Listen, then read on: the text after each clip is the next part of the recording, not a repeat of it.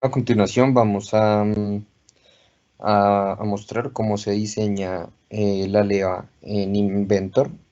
Entonces, en primer lugar, uno abre un ensamble y se va a la parte donde dice generador de levas y le va a aparecer un menú como el siguiente.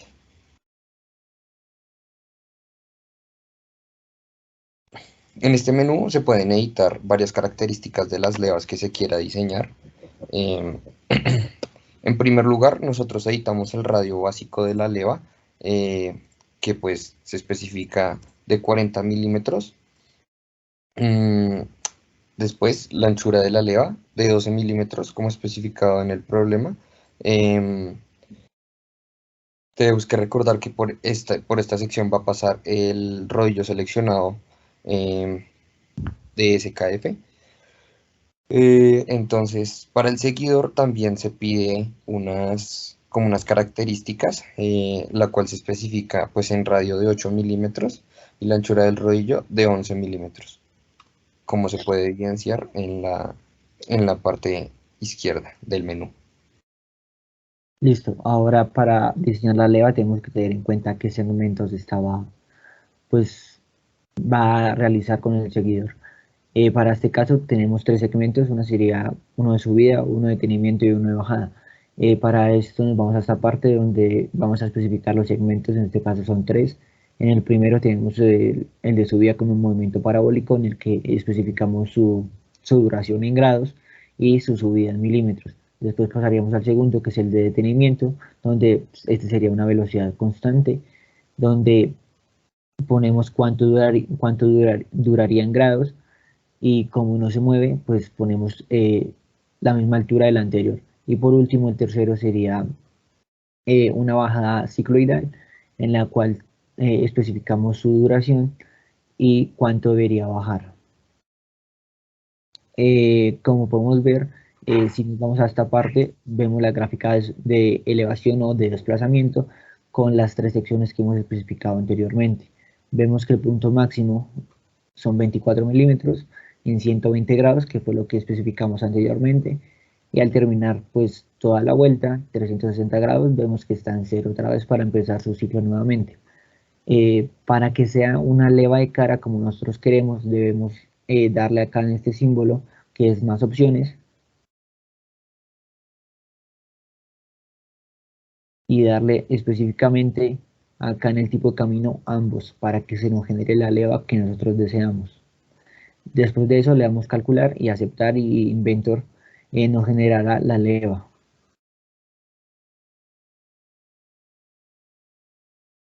Adicional a esto, pues se descargó el CAD del rodillo seleccionado, que es un SKF KR16, que se evidencia en la imagen. Y pues se diseñó el eje y la respectiva manzana con las dimensiones indicadas en el problema. Bueno, si queremos que el ensamble se vea un poco más realista, podemos añadir ciertas características y hacer uso de herramientas que nos permite Inventor. Una de ellas es para añadir este cuñero que va a unir el eje y la manzana. Esta se encuentra en el área de diseño, en la parte que dice transmisión de poder, aquí donde dice el key. Aquí ya lo tenemos creado, vamos a ver que simplemente es utilizar una norma ya preestablecida, escoger el largo que se puede utilizar acá o con estas flechas, la posición en la que queremos que se ponga y podemos configurar la ubicación y la forma que tenga este cuñero tanto en el eje como en el hub. También se recomienda crear ciertos agujeros o algunas guías en la leva que permitan en el momento de la instalación saber en dónde se debe ubicar el rodillo, que sea la posición inicial, es decir, que yo iba a poner mi rodillo en ese punto para que el movimiento que se desarrolle al moverse durante la leva sea el que yo tenía planeado. También se puede hacer esta coincidencia, este constraint de ángulo entre el rodillo y la leva, Y esto se hace para poder, de cierta forma, simular aquí mi Inventor. Solo le tengo que dar en Drive y de esta forma puedo hacer que se mueva el seguidor siguiendo la leva. Esto lo único que nos va a ayudar es para verificar que todo esté correctamente, pero se tiene que hacer una simulación en Inspire. Vemos que cuando acabamos este movimiento nos va a botar un error en Key Connection. Simplemente tenemos que abrirlo otra vez, darle OK y él va a actualizar toda la configuración, simplemente porque se cambió de posición. Por último, aquí en la leva, como ya se había mostrado, se muestra en la gráfica de la posición, pero también se puede mostrar la gráfica de la velocidad que experimenta y de la aceleración. Son estas tres gráficas las que vamos a analizar y comparar para ver si lo que diseñamos analíticamente en Inventor concuerda con los resultados que arroja la simulación en Inspire Studio.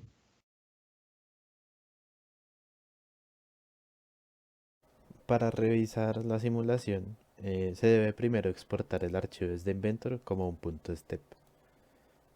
Esto se realiza para que en Altair Inspire se pueda abrir el archivo CAD y poder hacer la simulación. Lo primero que hay que hacer después de haber importado el archivo .step Altair Inspire es revisar que todo esté como un sólido, y esto se puede ver con este cubito que está aquí al lado de los nombres. De acá a veces se puede importar como una superficie y esto genera errores con las juntas y contactos. Luego hay que fijar el cierre de forma, ya que esta es una pieza que siempre está fija, y definir las juntas, la cual entre el seguidor y el cierre será una junta translacional, entre el seguidor y el rodillo será una bisagra. La junta entre el rodillo y la leva hay que revisarla muy bien, ya que Altair Inspire no la reconoce como desconocida.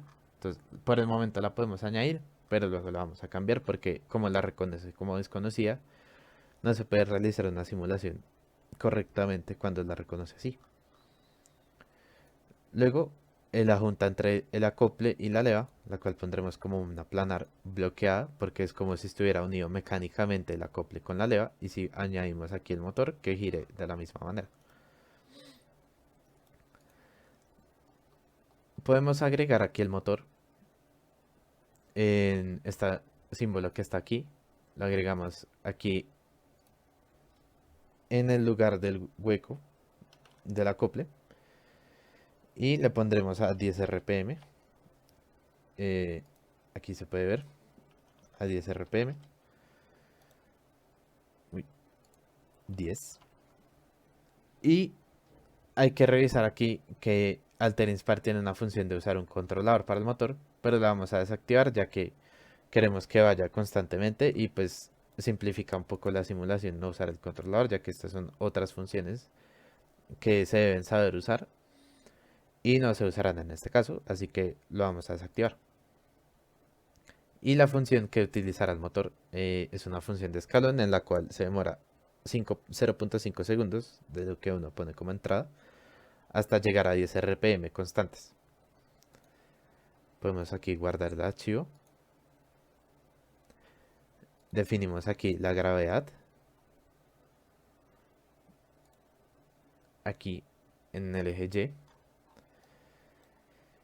Y. Y aquí podemos observar, por ejemplo, si ponemos aquí la hora de finalización a 6 segundos para que haga una revolución a 10 RPM. Podemos observar que si la junta la dejamos como desconocida, no va a ejecutar correctamente la simulación, ya que no se identifica el contacto aquí con el rodillo. Sin embargo, si quitamos esta junta y utilizamos un contacto, sí se puede reconocer cómo funciona aquí, valga la redundancia, el contacto entre la leva y el rodillo. Así que seleccionamos las dos partes, creamos el contacto y podemos aquí simular cómo será el movimiento de la leva. Entonces, volvemos a guardar y simulamos. Después de haber corrido la simulación, se puede observar el movimiento de la leva. Aquí lo podemos animar a los 6 segundos, que es una revolución. Se puede observar el detenimiento y cómo se detiene aquí la leva. Bueno, podemos observar con Inspire cómo son las gráficas antes de procesarlas luego en un programa, por ejemplo en Excel, con los datos. Aquí se puede exportar el .csv, el archivo separado por comas. Podemos observar, por ejemplo, el desplazamiento en X del seguidor. Aquí es como si tuviera una condición inicial, ya que toma en cuenta el origen que se encuentra por aquí en la leva.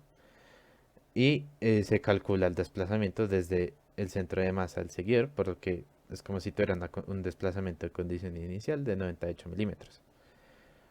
Pero, por ejemplo, si restamos aquí 122 menos 98, son los 24 milímetros que se desplaza el seguidor.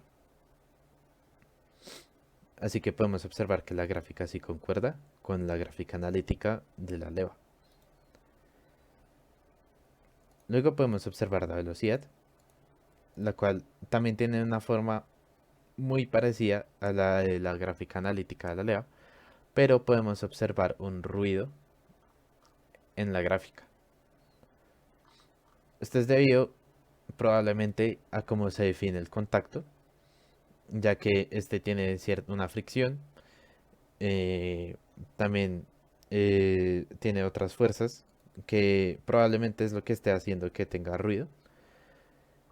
Y luego la aceleración, debido a este ruido que tiene la velocidad, difiere completamente de la aceleración analítica que se encuentra, ya que por el ruido estas pendientes son mayores, y si sacamos la derivada de la velocidad con estos ruidos que aquí hay demasiadas pendientes, por lo que la aceleración comienza a variar demasiado.